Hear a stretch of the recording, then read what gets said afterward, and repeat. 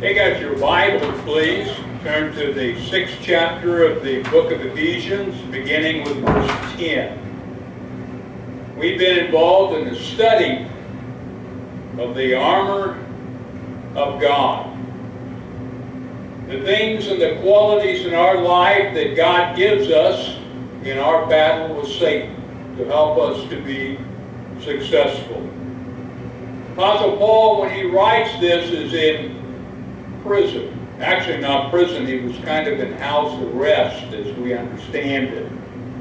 But he had Roman soldiers every day of his life inside the house with him, guarding him to make sure he didn't run away. He was waiting his trial as a Roman citizen. And as they stood there, I've often seen him in my mind's eye, these Roman soldiers walking in back and forth.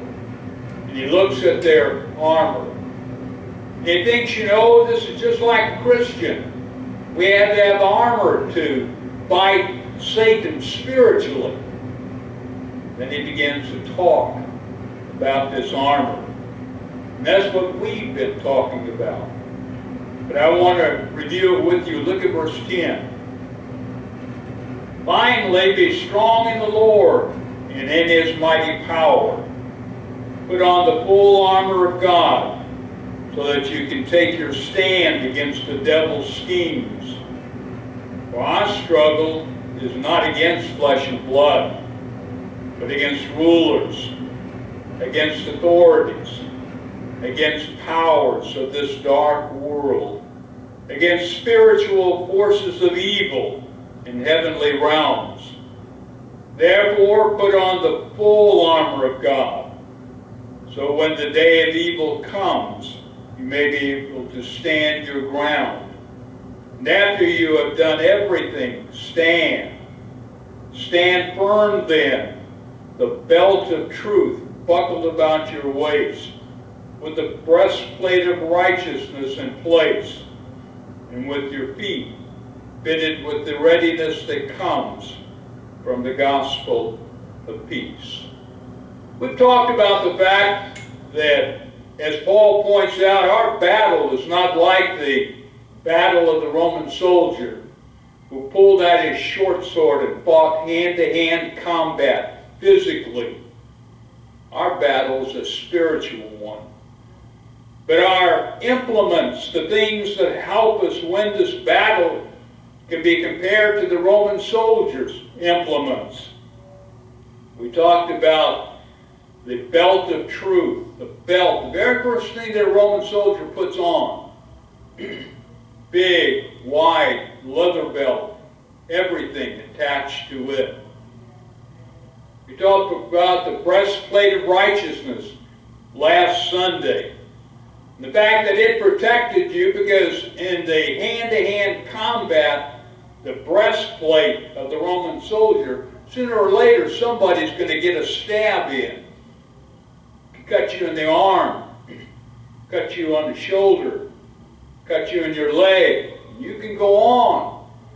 You let him cut you in your heart, cut you in your spleen, cut you in any sort of thing that we find in our torso. Chances are you're not going to continue the fight. And chances are you will die. We're going to talk this morning about the shoes of a spiritual soldier. The shoes that are called the gospel of peace. Now, maybe you have thought shoes are not very important to a soldier.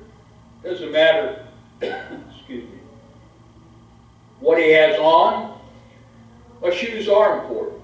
Shoes can make the difference between a soldier surviving a battle and the army winning the battle. They're vastly important. Not long ago, I went shoe shopping with Paula. She found some shoes and she said, "Aren't these cute?" And I agreed. I said, they are just stunningly cute. But in my mind, I was thinking, you have a whole closet that looked just like that. Her idea of purchasing and wearing shoes is the standard has to be that they're cute. This was not the standard for the Roman soldier. It had to have certain qualities that ensured his survival. Roman soldiers' footwear was all standardized. Every Roman had the same kind of footwear. It was called the caliga. And the caliga had two functions. Number one, it had to protect his feet. His feet were important. The feet of a soldier, if you injure them, especially if he is a soldier in the ancient days of hand-to-hand combat, you've taken away his ability to survive. He can't move. He can't steady himself. He can't thrust his sword. If you injure his feet, you've taken away his effectiveness as a soldier. In fact, during great battles that the Romans had, they would often bury spikes in the ground, hoping that the Roman soldier would step on them. Maybe they would lance them from the side, injure their feet, because they knew if you hurt his feet, if you took away his ability to move about, you took away his ability to be an effective soldier. Secondly, they fought hand to hand. They didn't shoot at each other from 100 yards. They grabbed each other. They stabbed each other. They choked each other. It was a violent way of warfare. And so if you're in hand-to-hand combat, what's the one thing you need? Feet. Steadiness. The ability to move about quickly. I was watching a boxing match yesterday, much to Paula's chagrin. She's not a fan of boxing. I was watching a boxing match and they were talking about the footwork of that boxer. And what they meant is he could move around, put himself in an advantageous position to strike his opponent, move back quickly so he would not be struck. They said, great footwork. And in the same way with the Roman soldier, he needed the ability to move about quickly, and all that depends on his feet. The Roman soldier had on his feet and his shoes cleats. And these cleats, small metal cleats, would help him with his footing, would make sure that it was raining, and make sure that if it was muddy, if it was wet, he would grasp the ground and not slip. He had a thick leather sole that kept the, I suppose, landmines of the ancient world from piercing into his feet. And he strapped these leather soles with a system of binding that went up his calf. And into that leather binding, he would put what he called greaves, which were sheets of metal that would protect his ankle, protect his calf. And then, if it was cold, he might even put a sock on before. And so the Roman soldier's footwear well prepared him to engage in battle, to get to that battle, and to get away from that battle. I have seen commentaries, and I read commentaries that compare what Paul is saying in Ephesians chapter 6 about having footwear that will prepare you to battle Satan, compare it to Romans 10 and 15. Vastly difference. No comparison. In Romans 10 and 15, Paul says how beautiful the feet of those who preach the gospel. Got nothing to do with what we're talking about.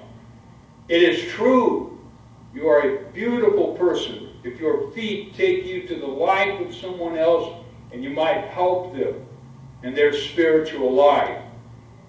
Paul says how beautiful are the feet. But here we're talking about the foot of a soldier that's in battle with Satan, and that it prepares you to do that battle. And that's the lesson that Paul is driving home. Satan will make the roads that we walk difficult.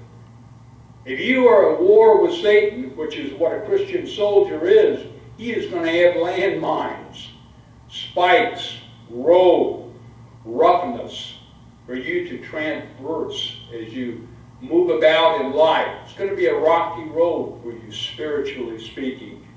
So you need some footwear to protect you while you walk this rocky road. I always remember years ago, I was out on a walk with one of my granddaughters. And we were walking hand in hand. She was about 3 years old. And she had those little rubber thongs on, slip between your toes. And they were about half wore out, pretty thin. And we got into some tribulus terrestis. If you don't know what tribulus terrestis is, it's Latin for goat head. You know what a goat head is. And these were big ones. And they went all the way through her thong. She was incapacitated immediately. I had to pick her up and carry her.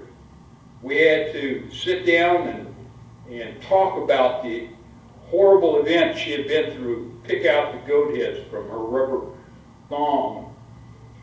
It's proof, and it illustrates if you are injured in your feet, you're not going to go on. She stopped immediately. You ever done that? Get in the middle of goat heads and just stop, paralyzed? You don't know where to go, left or right. You can't pick your feet up to pick them out. It's a situation that paralyzes you and doesn't allow you to move.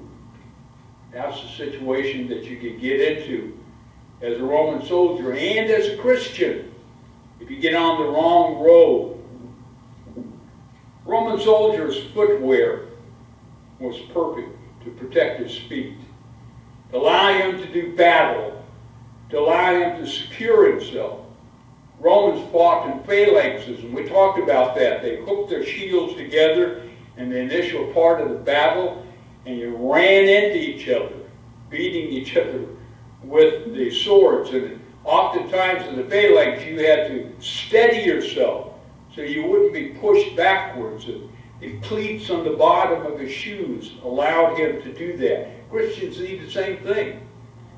We have to steady ourselves when we run into Satan, to not allow him to push us in places we don't want to be. What is the gospel of peace? How can you say that's your footwear spiritually? The gospel of peace is the fact that the good news, the gospel, tells us we are at peace with God. God is pleased with you if you're wearing these shoes. He is at peace with you. There's nothing, if you're at peace with God, that you can fear. In Philippians 4:13 says, I can do all things through Christ who strengthens me. I always tell my grandchildren that. I said, can you pick that up, Papa? And I said, I can do all things. I'm not sure that's an application that's proper for the verse, me picking up a 100-pound barrel, but you do all things through Christ who strengthens me. In fact, one of them got me a little mug, and on the side of the mug it says, I can do all things through Christ who strengthens me. The application is that if you have God in your heart, as it says in Philippians 4:7, He'll guard you and He will protect you if you have God in your heart. And so the gospel of peace is the fact that you have something that's going to do what the Roman soldier's shoe did. It guarded him and it protected his feet. Now, why is it important that you have something that guards and protects your feet? It's important because your feet are spiritually what move you about. To be a Christian, two things are required. Number one, you have got to believe in God. You have got to believe that Jesus is His Son. And you've got to believe that He will be here to take you home to heaven with Him. So you believe that. You have that faith inside of you. But there's a second part. You've got to possess the will to believe, put that belief in action. What does James 2:26 say? Faith without works is what? Dead. Why is that?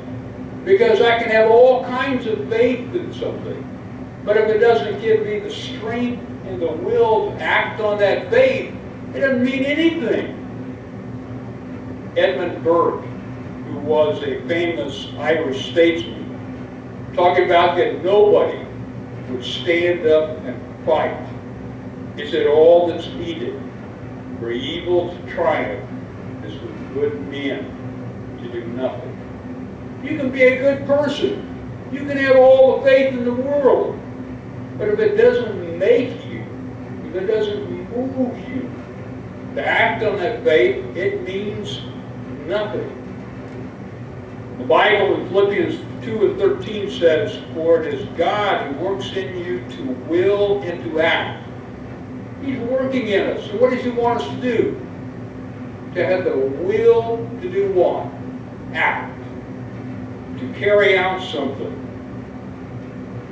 Men, how many of you sat in your easy chair watching television and thought, I ought to get up and mow that lawn? Anybody ever think that? I ought to get up and fix that leaky faucet.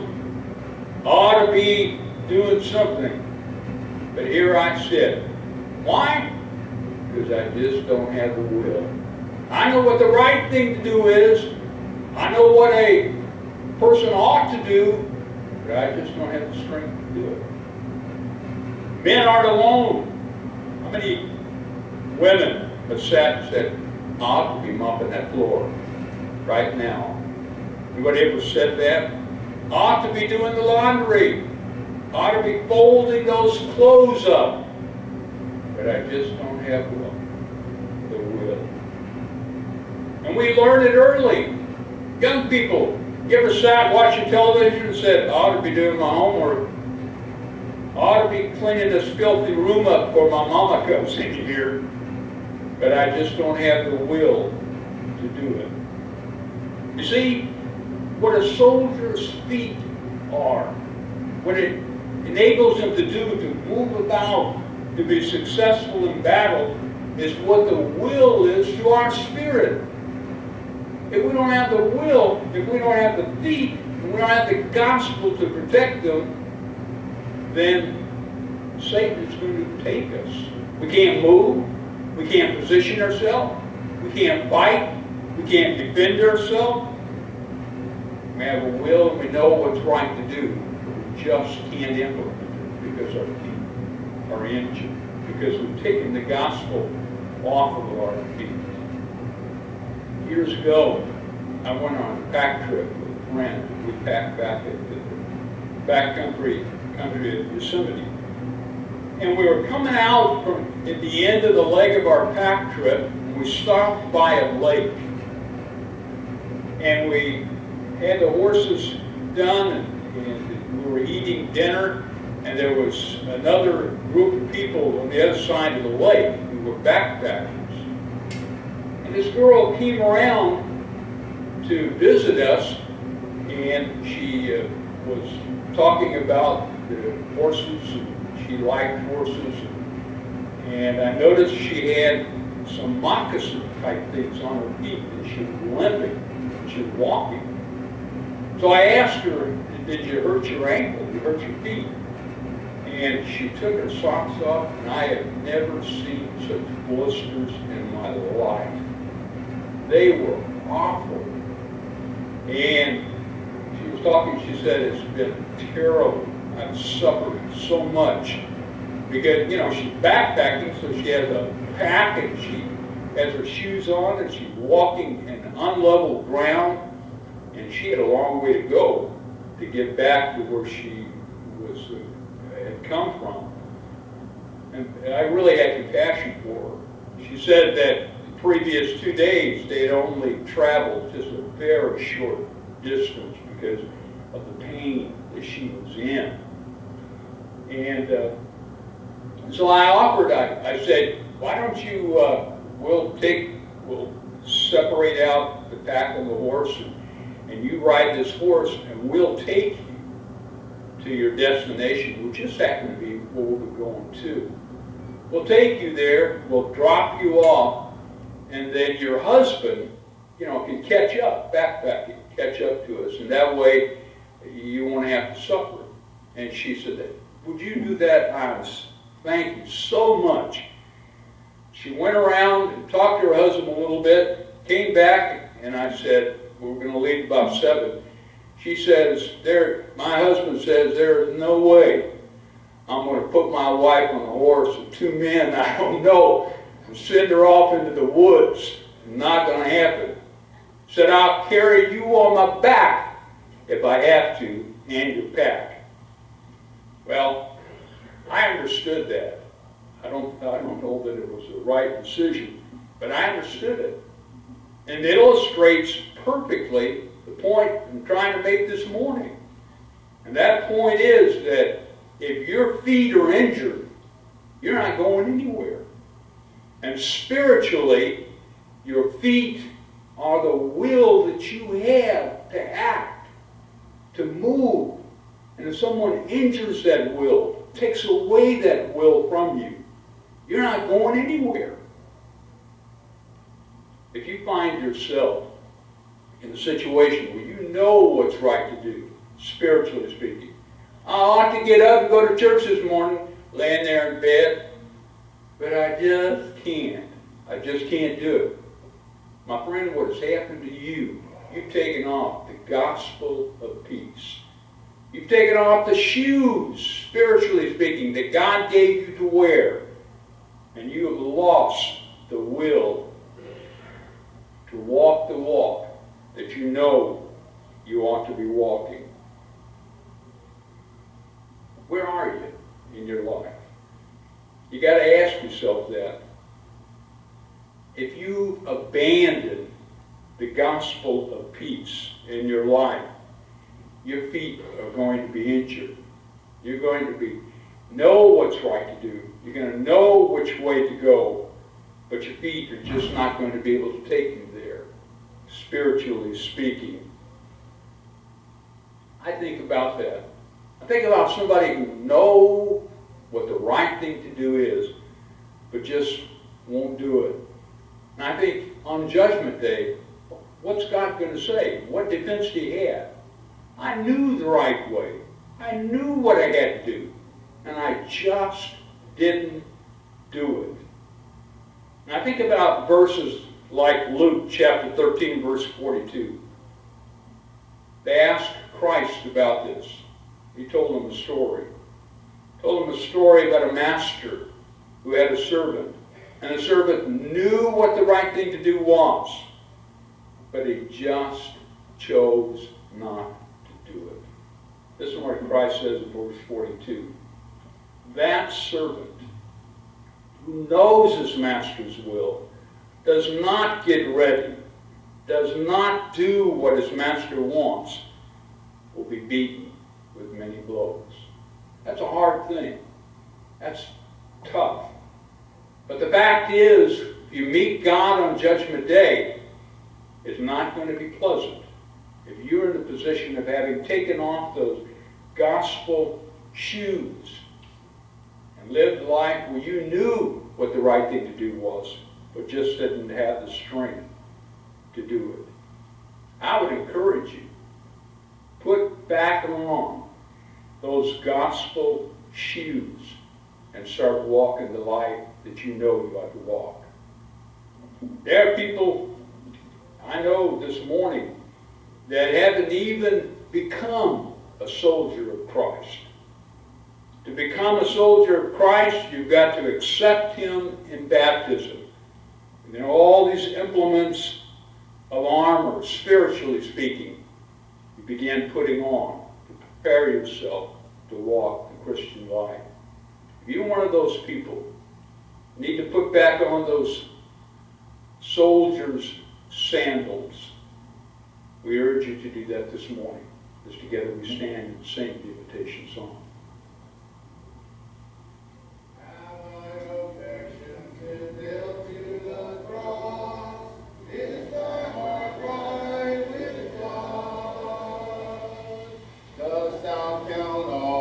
For Jesus but lost, is thy heart right with God? Is thy heart right with God? Washed in the crimson flood, cleansed and made holy, humble and lowly, right in the sight of God. Hast thou dominion o'er self and o'er sin? Is thy heart right with God?